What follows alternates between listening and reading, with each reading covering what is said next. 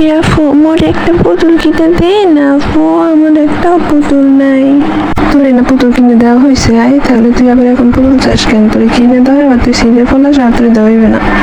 এইবারের মতো দে আপু, আর তো যাবো না, আমি আর ছিঁড়ে ফেলাবো না, তুই দেখিস আপু, এবারের মতো তুই কিনে দে। যা, তুই তোর বড় বোনের কাছে যা, ওর কাছে টাকা আছে অনেক। আপু তুই তো বড়, তুই একটু কিনে দে, আমার একটা পুতুল দে না। আমার কাছে টাকা নাই বেটা, ওর ব্যাংকে অনেক টাকা আছে, যে ওর ব্যাংক খুলে বের কর, তাহলে পেন অনেক টাকা পাবি। পরে যদি আপু বুঝে। আরে বুঝবে না বুঝবে না, তুই খুললে আন টাকা, আর আমিও কিছু বলবো না, আর আমারে কিছু ঘুষ দিস তুই, ঠিক আছে? আচ্ছা আপু, ঠিক আছে।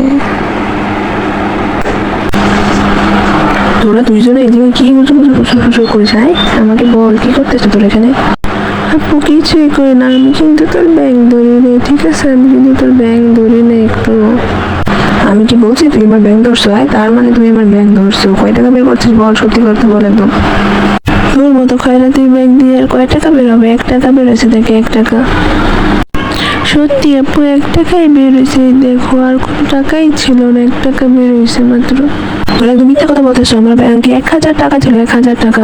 হ্যাঁ, ব্যাংকে 1000 টাকা ছিল, তোরা নিয়ে গেছিস। তোর মতো খয়রাতি ব্যাংকে আমার থাকবে না 1000 টাকা, 1 টাকা ছিল। যা, তোরা আমার সাথে কথাই বলবি না, বলে দিলাম।